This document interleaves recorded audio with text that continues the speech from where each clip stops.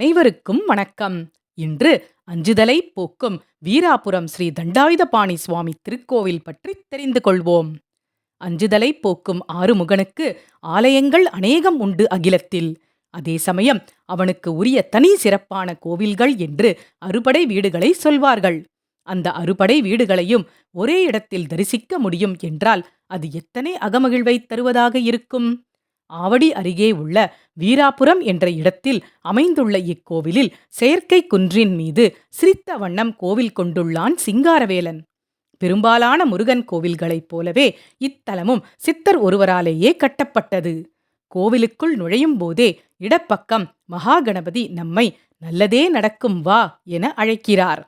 குன்று ஏறிட படி தொடங்கும் இடத்தில் இடவலத்தில் மகாலட்சுமியும் சரஸ்வதியும் தரிசனம் தருகிறார்கள். கலைமகள்களை வணங்கிவிட்டு படியேறத் தொடங்கினால் 48 படிகளின் வழியே கட்டுமலையாக உள்ள செயற்கை குன்றின் மயலேறி தண்டாயுதபாணியை தரிசிக்கலாம். அங்கு பதிக்கப்பட்டிருக்கும் பாம்பன் சுவாமிகள் அருளிய குமாரஸ்தவம் துதியை படித்துவிட்டு திரும்பினால் வணங்குவோரை கரம் குவித்து பதிலுக்கு வணங்குவது போன்ற பாவனையில் கருணையே வடிவாக காட்சி தரும் முருகன் ஓவியம் நம்மை ஈர்க்கிறது. 5 அடி உயரம் உள்ள கம்பீரமான தோற்றம், அருள் கொஞ்சும் அழகு முகம், உனக்கு நான் இருக்கிறேன் என சொல்லாமல் சொல்வது போன்ற கருணைமிகு தோற்றத்தில் தரிசனம் அளிக்கிறார் கந்தவேள். திருநீற்றுக்காப்பு, சந்தனக்காப்பு என அலங்காரம் செய்யப்படும் சமயங்களில் அப்படியே அள்ளி கொஞ்சத் தோன்றும் அழகு.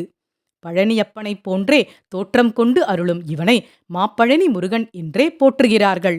மூலவரை தரிசித்துவிட்டு வலம் வந்தால் திருப்பரங்குன்றம், திருச்செந்தூர், சுவாமிமலை, திருத்தணி, பழமுதிர்ச்சோலையில் அருளும் தோற்றங்களில் காட்சி தந்து முருகப்பெருமான் அருளாசி புரிகிறார்.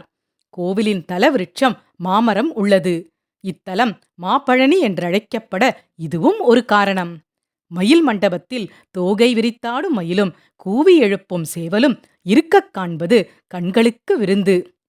சஷ்டி, கிருத்திகை, சூரசம்ஹாரம், வள்ளி தேவயானை திருக்கல்யாணம் என முருகனுக்கு உகந்த அனைத்து விசேஷங்களும் இங்கு சிறப்பாக நடைபெறுகின்றன.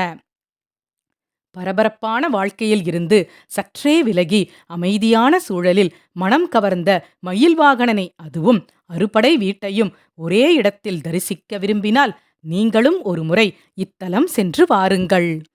வெற்றிவேல் முருகனுக்கு அரோகரா. நன்றி. வாழ்க வளமுடன்.